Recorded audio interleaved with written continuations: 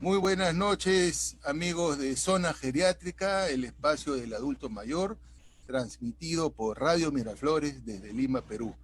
El día de hoy nos visita virtualmente desde la ciudad de Zaragoza, España, la licenciada Yolanda Pecharromán Herrero. Ella es psicóloga clínica especializada en psicogerontología, es decir, la psicología del adulto mayor. Ella es egresada de la Universidad Complutense de Madrid, practica la docencia en su parte privada, la atención, el diagnóstico, es profesora de atención sociosanitaria de ATADES y vamos a conversar con ella sobre los duelos del adulto mayor. Yolanda, muchas gracias por visitarnos a Zona Geriátrica y bienvenida. A ti, Carlos, gracias por invitarme. Mira, vamos a hablar sobre los duelos y empecemos por el inicio. ¿Qué es un duelo? El duelo es un proceso normal, esto sí me parece importante lanzarlo de primeras, no es nada patológico. El duelo nos va a poner a prueba nuestro aparato psíquico. Así como tenemos un cuerpo físico, tenemos un cuerpo psíquico. Y vamos a tener a lo largo de la vida distintos tipos de duelos, duelos muy sencillitos de elaborar y otros duelos más complejos. Por ejemplo, ¿qué tipos de duelos podemos ir abordando a lo largo de nuestro proceso vital?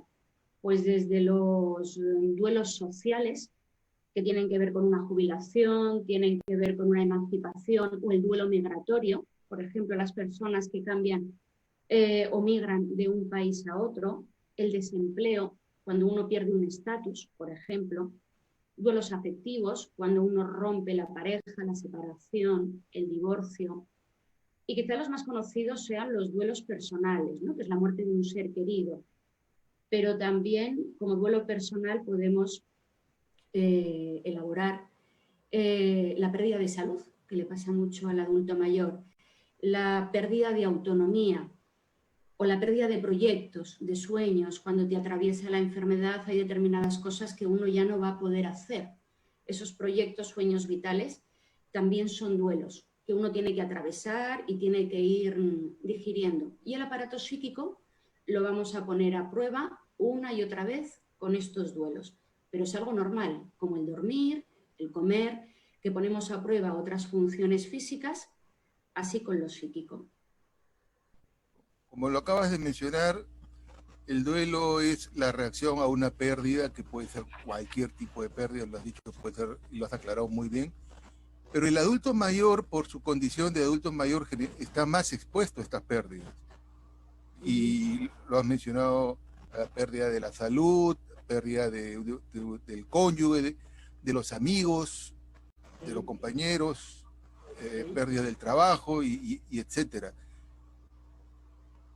Entonces, en el adulto mayor el duelo es más frecuente, más común. Digamos que el adulto mayor se adapta mejor o está más predispuesto al duelo que un joven que no está preparado. ¿Cómo ves ese panorama?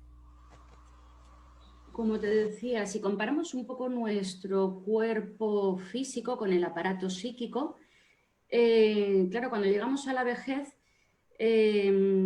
¿cómo vamos a llegar con nuestro cuerpo? ¿Llegamos con hipertensión, con sobrepeso, obesidad? Pues bueno, vamos a llegar muy justitos en relación a abordar, ¿no? Si nos vienen determinados procesos. El cuerpo psíquico sería lo mismo. Si llegamos a la vejez, que es una época, como muy bien dices, con muchos duelos, con muchos frentes, y no nos hemos cuidado mucho nuestro aparato psíquico, viene ya tambaleante, viene ya justito, pues a la vejez se va a pasar muy mal. Se va a pasar muy mal, me refiero, porque uno va acumulando a lo largo de la vida muchas pérdidas vitales. Y la entrada, por ejemplo, en una institución, que luego un poquito más adelante lo podemos perfilar si quieres, puede hacer que si uno va muy justito de fuerzas, el aparato psíquico, pues bueno, pues deje al mayor aislado, replegado, bloqueado o en depresión. Nos has dicho que el duelo es un proceso normal y todos vamos de una u otra forma a tener pérdidas si es que ya no la hemos tenido.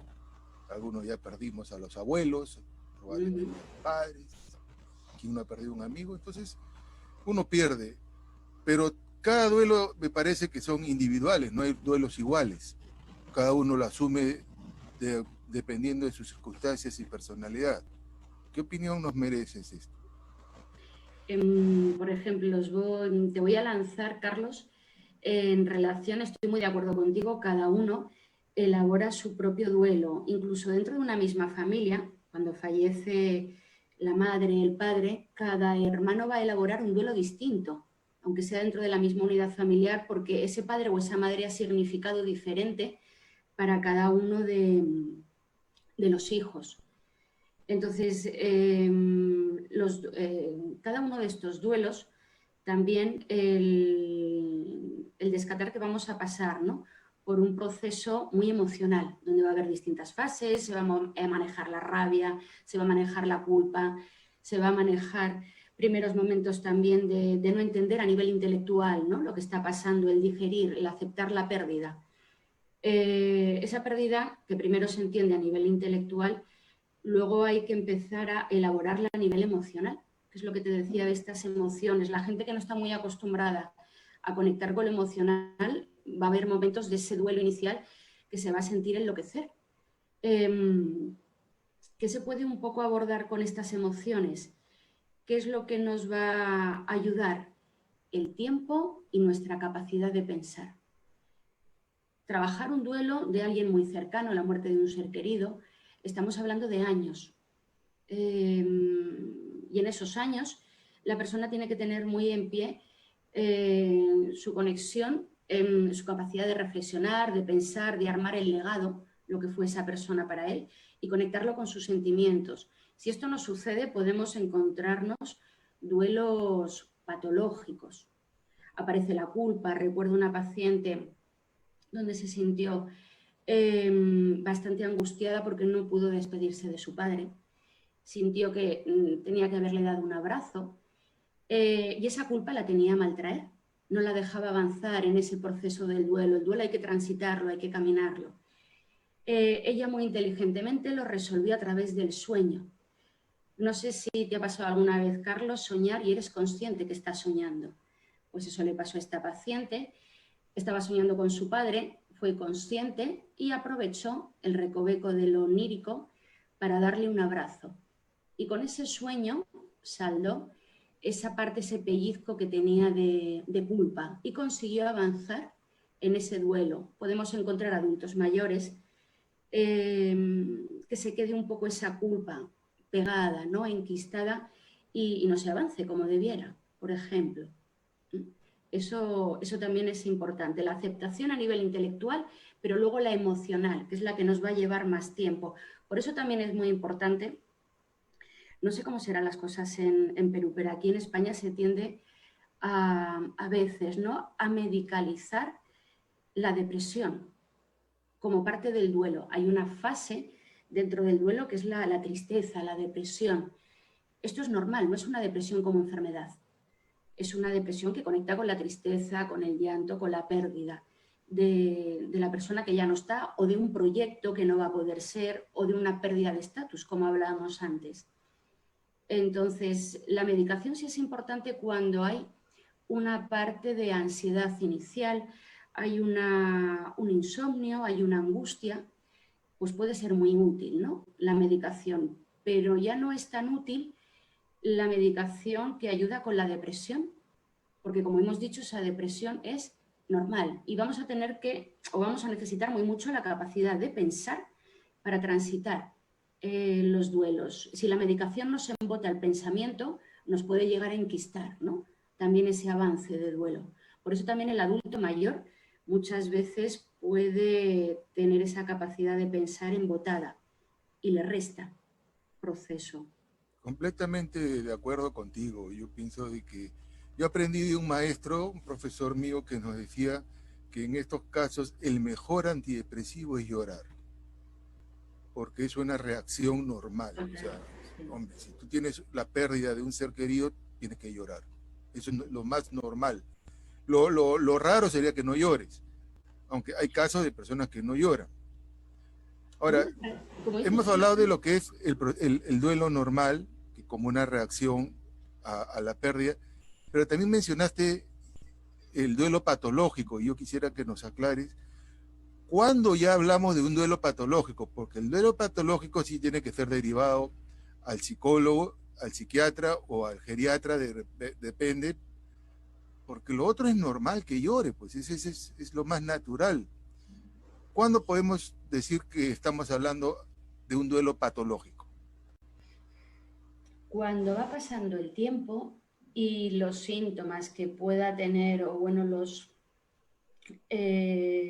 la clínica que pueda tener la persona, ¿no? Es normal que le cueste dormir, que no le apetezca comer, que tenga tendencia al llanto porque hay muchos recuerdos. Si va ¿Hay un pasando el tiempo, tiempo para decir un tiempo normal de duelo, un año, 2 años, 3 años, y después se convierte en patológico? ¿Más o menos lo han medido los expertos? no sé precisarte desde ahí, pero lo que sí que tiene que quedar claro que el avance del tiempo tiene que aflojar los síntomas, tiene que aflojar esa tristeza, se va diluyendo, ya no es tan fuerte ese llanto, esa angustia, también se va rebajando, se irían rebajando las cantidades, ese insomnio o ese no dormir avanzará en el tiempo y ya no será tal, irá desapareciendo, pero si van pasando los meses y en vez de ir diluyéndose toda esta clínica, lo que va es aumentando, aparece el insomnio que antes no estaba, aparece la pérdida o el aumento de peso, aparece más la tendencia a aislarse. Entonces, desde ahí podemos sospechar que de repente la persona se ha quedado bloqueada con su duelo, enquistada. Ahí te diría que es una cuestión sobre todo de que el tiempo que va atravesando debe de ir abriendo, ¿no? Toda esta sintomatología y síntomas hasta que se va diluyendo. Al final, el duelo no es resolverlo, es aceptar la pérdida, que se suele decir matar al muerto, aunque suene de repente, ¿no? Como muy directo, pero es matarlo de manera simbólica, a nivel emocional. Significa que yo ya hablo de mi ser querido de una manera no tan dolorosa. Lo recuerdo, lo sonrío, de repente lo pienso, pero ya no con ese desborde emocional del principio del duelo. Eso sería. Yo recuerdo en mi consulta hace algunos años, llegó una señora de negro. No sé si, me imagino que en España también el luto, la gente Sí, sí, sí. Ya no tanto, pero sí. Japón se visten de blanco, dicen. Pero bueno, esta señora vino de negro, con sus medias negras, zapatos negros, falda, blusa, chompa, todo de negro. Mm. Y yo le digo, señora, ¿por qué ha venido de negro? ¿Está de duelo? Y me dijo, sí, doctor, ha fallecido mi esposo. Y puso cara triste. ¿Y hace cuántos años? Hace 8 años. Y estaba la hija al costado. Le digo, pero señora, ya 8 años, ya pasó, ya su esposo está descansando, más bien empiece su vida. Y la hija me dijo, ya ves, mamá, y pusieron a conversar. Pero la señora lo hacía como una culpa. Le digo, pero no, yo le aconsejaría que se ponga algo más alegre. Ya no es pecado, no le está faltando el respeto a su esposo. Al día siguiente vino de flores. Mira, vino con una blusa de flores, flores coloridas y todo. Y me dio mucho gusto. Hay frases, yo leí un libro en alguna ocasión, que hay frases que las repetimos constantemente y que dice que no se deben de decir cuando una persona tiene duelo, ¿no? Por ejemplo, entiendo cómo te sientes, es una frase, ¿no? Pero ¿qué vas a entender si no es tu muerto, no es tu papá, no es tu esposa, no es tu esposo? ¿Por qué me dices te entiendo? O no llores porque no estás, no lo haces descansar al fallecido. Y frases de que sufro igual que tú, frases que solemos decir que las repetimos como algo social más que sentimental, ¿no? ¿Qué opinas? ¿Se deben de decir estas frases? Te acompaño en tu dolor, siento lo que tú sientes, Aquí se dice mucho que te acompaña en el sentimiento, te acompaño en el sentimiento, también es muy frecuente acá. a lo que lanzas. Eh, sí que es cierto que desde esa perspectiva que estabas hablando antes del duelo individual, nadie va a entender cómo uno se siente. Eso es algo muy particular. Me puede, me puedo aproximar si he perdido a alguien importante, puedo entender cómo un otro va a pasar por procesos muy variados, pero muy diferentes a los míos. Pero nunca voy a poderlo entender tal y como dices. Me parece una de las cosas que creo que es más útil. Yo también particularmente he pasado experiencias o duelos importantes. Una de las cosas que me resulta más interesante es un abrazo, una mirada, una llamada de teléfono, un estoy aquí, te pienso. Que a veces que nos ponemos un poco con estas frases elaboradas, tal, y hay cosas mucho más sencillas y que de repente pueden ser más útiles. Ya te hablo a nivel personal, ¿no? Que a mí me resultaron muy útiles, el sentir que la gente está cerca. Y esos abrazos me parecen muy de interés, ¿no? Ese sostén. Bueno, pueden ser maneras, ¿no? Tú eres experta en psicología. Las auxiliares son grandes expertas en las residencias, acompañan mucho las pérdidas, las muertes, y juegan muy bien ese lenguaje de la cercanía y de la ternura. Sí, pues, porque tú eres experta en psicología y sabes que la comunicación, en la comunicación, el lenguaje verbal solamente es el 7% y el resto es no verbal. Los gestos, la sonrisa, el acompañamiento, el abrazo, son parte de la comunicación no verbal que a veces es más efectiva que la no verbal. Muchos adultos mayores, muere el cónyuge, muere la esposa o el esposo y se quedan solos. Y los hijos que viven lejos, o si no tiene hijos, o viven en provincias, o sencillamente no viven con ellos, toman la decisión de llevar a sus padres a una casa de reposo, o como dicen en España, a una residencia. Eso también es otro tipo de duelo, y lo mencionaste al inicio. Sí, no es cualquier cosa el entrar en una institución, en una casa de reposo, porque uno, no sé cómo será en el Perú, pero bueno, en España tienes que ir con una maleta, lo que te quepa en una maleta, allá, ¿no? No tiene que ser fácil armar esa maleta en tu casa para ir a la institución, que es lo que te cabe en un armario normal al uso, ¿no? Como en un hotel.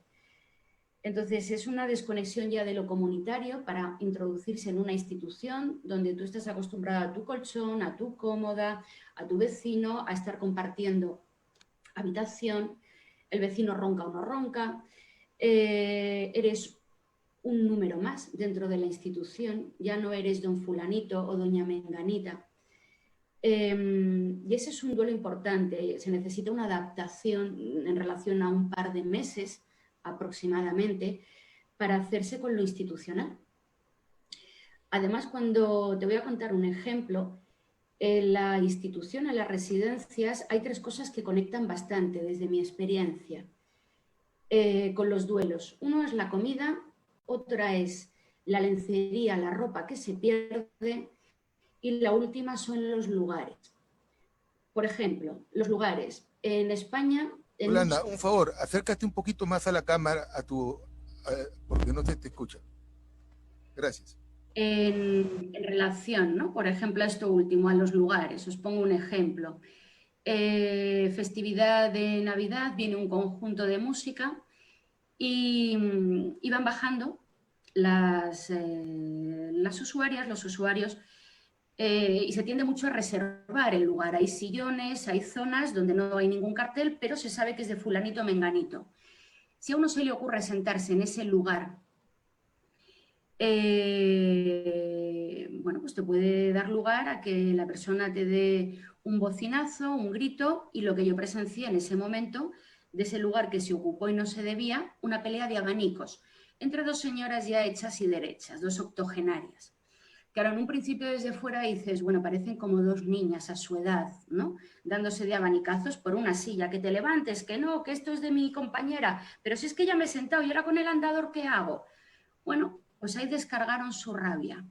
¿Cuál es el trasfondo de estas dos mujeres? Luego abordando yo con ellas, recién una entraba en la residencia hacía 2 o 3 meses, otra llevaba 6 meses, pero además de un recién ingreso, estaban perdiendo salud. Las dos habían perdido al marido hacía varios años, estaban perdiendo autonomía y estaban perdiendo salud. Entonces, fíjate cuántos duelos estaban intentando digerir estas mujeres en tan poquito tiempo y tan seguido. Esa silla, esos abanicazos, esa rabia, fue muy terapéutico para ellos, para ellas, porque es una manera de decir, he perdido tanto en tan poco tiempo que la silla no la pierdo. Esta la peleo yo a fuego. Entonces hay que entender y dar un lugar muy importante, porque es una faena, si las tratamos como dos niñas, las hacemos más faena todavía con lo que ya tienen y con el trato infantil, pero ¿cómo se les ocurre? Hay que darles ese lugar de respeto, de que cuesta mucho con esas mochilas que van a la residencia y abordarlo desde ahí. No desde el frente del lugar, sino desde dando la vuelta con esa pérdida, ¿no? De sitio desde muchos frentes. Eso es importante. Los lugares en la residencia conectan y hay muchas peleas por ello. Otras peleas tienen que ver con las prendas de ropa. Las auxiliares expertas en ello, las lencerías, los pañuelos que se rompen, la ropa interior que no aparece, una camisa que no se encuentra, y se proyecta también mucha agresividad y mucha tensión, no en sí por la camisa, que dicen, bueno, pues si tampoco pasa nada, ya se comprará otra, pero conecta mucho con ese perder. No se tolera la pérdida de un sillón, de perder un lugar en la residencia, de una camisa que ya no va a ver, se queda rasgada por esas lavanderías que hay industriales, ¿no?, en las casas de reposo. Conecta muy mucho con ese dolor que ya hay presente y que se está en trámite de digestión. No, debe de ser duro estar en una casa de reposo, en una residencia, y sobre todo cuando tu cabeza está totalmente lúcida, ¿no? Porque compartir la habitación con un desconocido o ver cómo al vecino lo visitan sus hijos, sus nietos, y a uno no lo visitan, pero ni por Navidad. Entonces, mientras estás lúcido es doloroso. Bueno, entre comillas, por suerte hay muchos que ya tienen el Alzheimer y no se dan cuenta, o si se dan cuenta se olvidan inmediatamente, pero es duro. ¿Qué otros duelos? Dale, dime. Carlos, una experiencia que tuvimos en un centro de día, cada una de las salas tenía un grado las personas tenían un grado de deterioro cognitivo. Pues del 1 al 3 al 5 de cada mes, las personas con mayor deterioro cognitivo, una GDS-6 de Reisberg, por ubicarnos, estaban especialmente agitadas, angustiadas. El resto de las salas no. ¿Por qué? ¿Qué es lo que pasaba en ese centro de día los primeros días del mes? El cambio de auxiliar. Cambiaban las auxiliares, iban de una sala a otra. Y los que tenían mayor deterioro cognitivo se enteraban perfectamente del cambio de manos, cómo les tocaban, de que, pues como una madre con su bebé, de que no eran las mismas, no podían procesar efectivamente como lo hacían el resto de las salas, y por lo tanto todo lo emocional, ese miedo, esa angustia ante lo nuevo y la pérdida de lo anterior, lo tramitaban desde ahí, ¿no?, desde la agitación. Entonces, psicología y el resto estamos más pendientes de esa sala la primera semana del mes. Hay que cuidar todavía con especial atención cuando el deterioro es mayor. Se enteran hasta un punto y hay que ayudar, ¿no?, a acompañar ese tránsito o ese cambio que puedan tener. ¿Qué otras pérdidas suelen tener los adultos mayores? ¿Qué otros duelos? Hemos conversado el clásico, que es la pérdida del ser querido, generalmente el cónyuge los amigos, la pérdida cuando uno lo llevan le cambian de hogar y lo llevan a una residencia. ¿Qué otras pérdidas suelen tener los adultos mayores? Pérdida de la capacidad mental, de la capacidad física, y muchas veces, claro, el imaginario que puedan tener en una residencia. Me decía algún mayor, tenía el imaginario que el Alzheimer se contagiaba, porque él escuchaba gritos en la planta de arriba, a veces bajaban al jardín otros compañeros suyos, no entendía muy bien cómo al final muchos compañeros que estaban en su planta acababan en la planta de arriba. Entonces hay todo un imaginario en lo institucional, porque fallecen muchos compañeros, a perder, ¿no? No hay tanto miedo a morir, sino a cómo va a ser ese tránsito.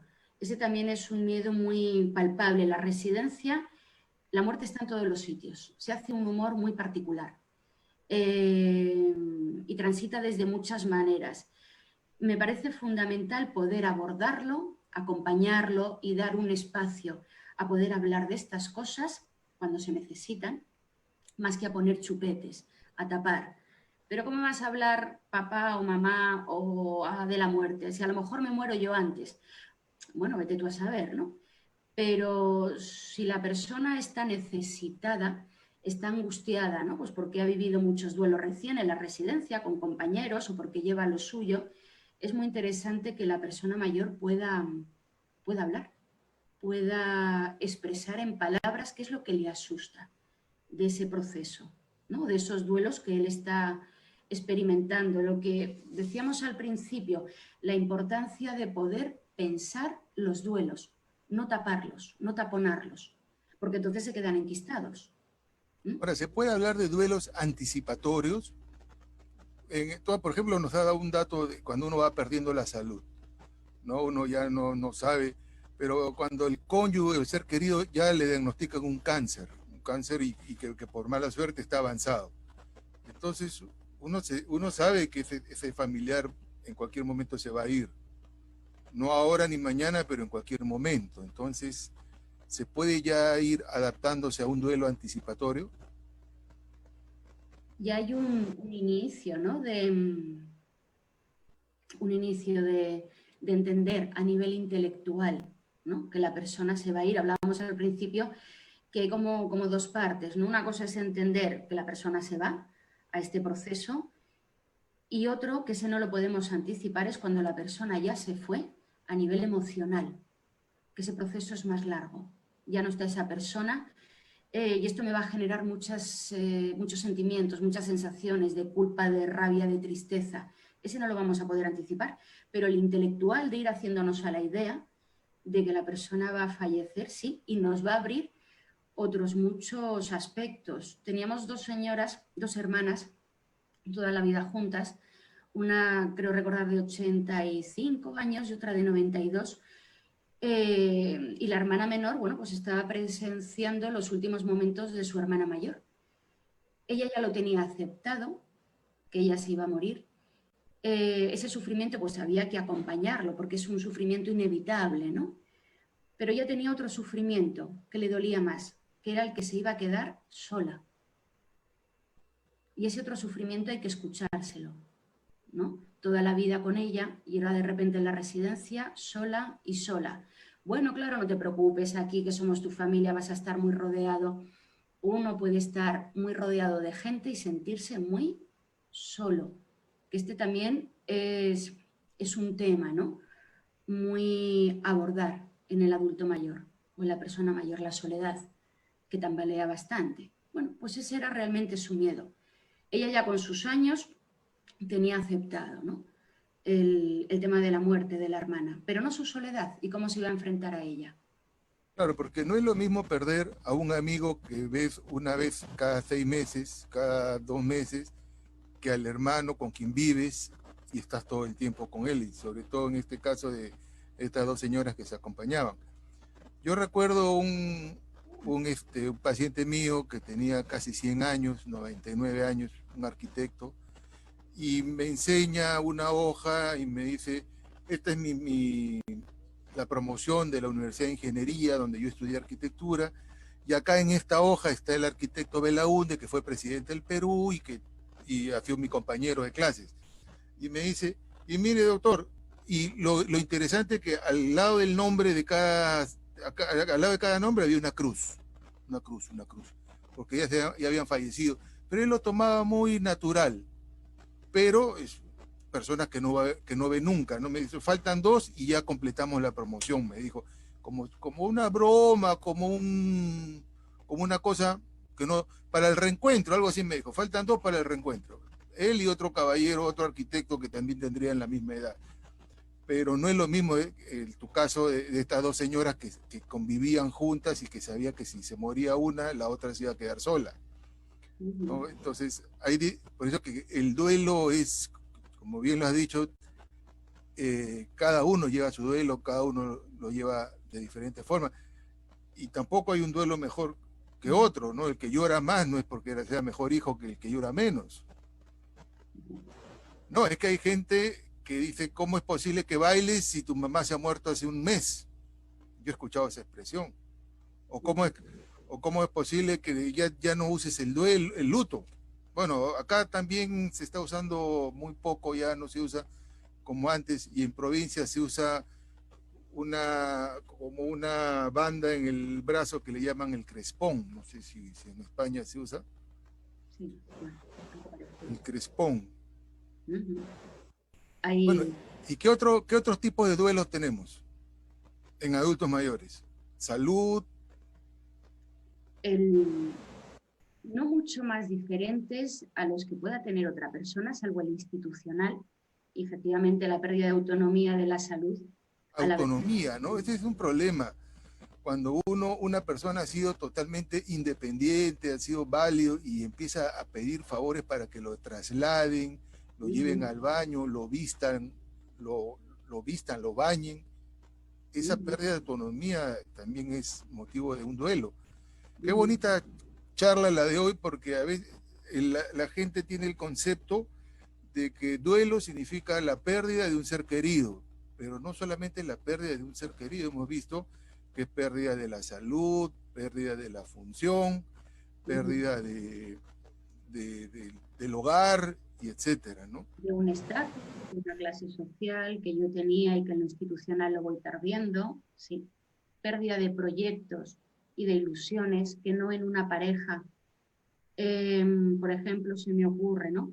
Cuando atraviesa la enfermedad, de repente de los padres o de repente de uno del matrimonio, ¿no? Pues ese proyecto de vida que uno tenía, pues a la jubilación nos vamos a viajar, de repente eso se trunca. Y lo que estaba pensado al final queda acomodado de otra manera, ¿no? El ideal se cae y la realidad es que nos tenemos que ir a una residencia para que nos atiendan a los dos. Esto de salir a viajar no va a ser posible. Esa pérdida, ¿no? De proyectos o de perder, ¿no? Un ideal, un sueño. Ahí, a lo largo de la vida nos va a tocar, ¿no? Digerir, abordar y transitar un montón de pequeños, medianos y grandes duelos. Y el aparato psíquico, que eso sí que me parece importante destacarlo, así como nos cuidamos el cuerpo físico, el aparato psíquico también hay que cuidarlo, porque nos va a ser muy útil a la vejez para poder hacer estas digestiones que muchas veces no son fáciles, simplemente porque se nos van acumulando. Y a la vejez se nos pueden venir 4, 5, 6 de seguido y se nos hacen bola. Yo conocí una doctora que tenía su mascota y se murió su mascota.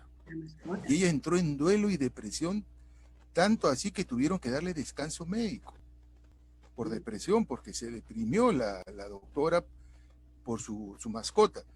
Yo pienso que en el adulto mayor puede ser inclusive más fuerte, ¿no? Perder una mascota, no sé. Al final, claro, tiene que ver qué es lo que significa para mí lo que he perdido. Es eso. Y para muchas personas, mayores, no mayores, una mascota, un animal, es un familiar, es alguien muy significativo. A mayor nivel de significación de la persona a la que pierdes, ahí el duelo va a ser más importante. E incluso te añadiría, también va a ser importante para ver si ese duelo transita o se va a quedar más enquistado, el nivel emocional que yo tengo. Si yo he tenido un encuentro emocional sano, saludable, ese duelo va a ser más difícil de avanzarlo. Pero si yo he tenido un desencuentro ambivalente, tal cual he querido y he odiado mucho, bueno, pues la persona, ¿no? A la que tengo que transitar con ese duelo va a ser más complejo, porque hay más enganches emocionales que digerir. Entonces, desde ese frente, en relación a las mascotas con los mayores, sí, muchas veces es la única compañía y es muy doloroso para ellos, ¿no? Porque no tienen a nadie más de repente que acompañe. Y sí, no es fácil perder a Yo, alguien. yo tengo una tía que no salía porque no tenía con quién dejar al perro. Y no iba a ningún lado. Y es más, no viajaba. Le ofrecían viajar a Estados Unidos para conocer a la nieta y no iba por el perro. Se queda. Y su razonamiento era muy lógico. ¿Con quién dejo al perro? Bueno, ella no decía el perro, decía el nombre del perrito, ¿no? Pepito, Luchito, no me acuerdo cómo se llamaba el perrito, pero decía con quién dejo a Lucho. ¿Con quién lo dejo? No hay forma. Tuvo que morirse el perrito para recién viajar a conocer a sus nietos a los Estados Unidos. Pero bueno, era su decisión de ella, ¿no? Porque, como tú dices, se comprometía más con los adultos mayores. En el duelo hay varios autores, varios psicólogos, psiquiatras que han tratado el tema y los han clasificado en etapas, ¿no? La etapa del shock o la etapa de la negación, la negociación, la aceptación, etcétera. ¿Nos puedes orientar cuáles son las etapas de un duelo? Depende un ¿Cuál poco de consideras tú dentro de los tantos autores que hay que tratan cuál es la más práctica o para entender estas fases? Hay una parte pues, un poco como la has dibujado, ¿no? Hay distintas clasificaciones, pero vienen a ser todas muy similares. Una de las más conocidas, ¿no? La clasifican en 5 partes. Tiene que ver con la negociación, tiene que ver con la negación de la pérdida, tiene que ver con la rabia, tiene que ver con la depresión. Todas estas 4 pueden jugarse de distinta manera. Como tú bien decías, puedes encontrarte a alguien que ya desde el funeral entra en depresión y ya va llorando, y en cambio otro desde el funeral está como muy entero, que sería un poco la negación. Bueno, parece que como que ni le va ni le viene, está tan entero y tan tranquilo, tal, pero luego este que ha estado llorando en el entierro, pasarán los meses y estará en otro proceso, en otra fase. Y el que estaba más entero nos lo encontraremos, por poner un ejemplo, 5 o 6 meses después, desbordado en el salón, bueno, en el salón, en el sofá, llorando porque de repente se encuentra con su tristeza, la tristeza de la pérdida. Bueno, pues estas 4 pueden ir variando en cada uno, como tú bien decías, el duelo es muy particular de cada uno, pero lo que sí que es cierto que la última, la quinta, siempre va a ser la misma, que es aceptar, la aceptación. No resolver el duelo, sino es aceptar que la persona a nivel emocional ya no está conmigo, que es el matar al muerto, que decíamos antes, matar simbólicamente a la persona, los recuerdos. Lo que quiere decir esto es que ya esos recuerdos no son tan dolorosos como al principio. Recuerdo a la persona, la extraño, pero ya no me desbordo con esa tristeza, ya no me desbordo con esa rabia, ya no me quiero morir de no tenerla a mi lado. Voy aceptando y transitando ya de otra manera. Entonces, un poco dentro de las clasificaciones, y por hacer algo como muy cortito, esta sería una de las más conocidas, ¿no? Dentro de... Pero siempre, cualquier clasificación que cojamos siempre acaba en lo mismo, en la aceptación. Aceptar esa... Yolanda, el tiempo nos ganó, se fue volando. Has tocado un tema muy duro, muy difícil de tratar porque a nadie en principio les gusta conversar sobre el duelo. Todo el mundo quisiera hablar sobre la felicidad y sobre la nutrición y sobre el deporte y la vida activa, las dietas saludables y que también se abordan en este programa y que voy a abordar la próxima semana, pero has tocado un tema muy duro, muy fuerte como es el duelo y los duelos en el adulto mayor. Yo te agradezco mucho, has sido muy clara en el mensaje, estoy seguro que nuestros oyentes y televidentes se van a quedar muy satisfechos con tu exposición. Bueno, te agradezco, no sé si quieras dirigirte unas palabras a nuestro público y explicarnos sobre el duelo, y muchas gracias por habernos acompañado desde Zaragoza. una ciudad muy bonita, la ciudad de la Virgen del Pilar y del río Ebro, Ay, sí. y de Bueno, la aljafería y un montón de cosas más. Muchísimas gracias, Yolanda, por tu participación. Unas palabras y... pues el lanzar de cara al mayor la importancia de darle un lugar a la persona mayor para que pueda elaborar sus pérdidas. No asustarnos, darles ese espacio para que puedan llorar, cobijarles, acompañar. No podemos resolver, pero sí acompañar su tristeza, saber empatizar con ellos, no ser a veces tan asistencialistas, ¿no? Sino dar esa compañía más empática, que no es fácil llegar a la vejez con tantas pérdidas y hay que estar un poco ahí, ayudarles también a pensar, a que puedan pensar que esa es la herramienta para transitar el duelo y llegar a esa aceptación. Y en esos espacios de reflexión encontramos más la clave, ¿no? Entonces, bueno, pues un poco mi conclusión iría por ahí. Muchísimas Pensamiento. gracias. Si tuvieras algún correo o una red social donde te puedan escribir, ¿tienes algún correo, un Facebook, una red social, un Instagram, algo para que te puedan escribir? La única red social en la que estoy. En Facebook, nada, pues Yolanda Pecha Román. Si me buscan por ahí, me encontrarán, ¿no? Ahí sí que cuelgo noticias, cosillas, pero bueno, ahí. Muchas gracias, Yolanda. Nos acompañó la licenciada Yolanda Pecharromán, psicogerontóloga desde Zaragoza. Si quieren escribirle, entran al Facebook de Yolanda, que es Yolanda Pecharromán. Muchas gracias, amigos. Eso ha sido todo por hoy en Zona Geriátrica, el espacio del adulto mayor, transmitido por Radio Miraflores desde Lima, Perú. Será hasta la próxima.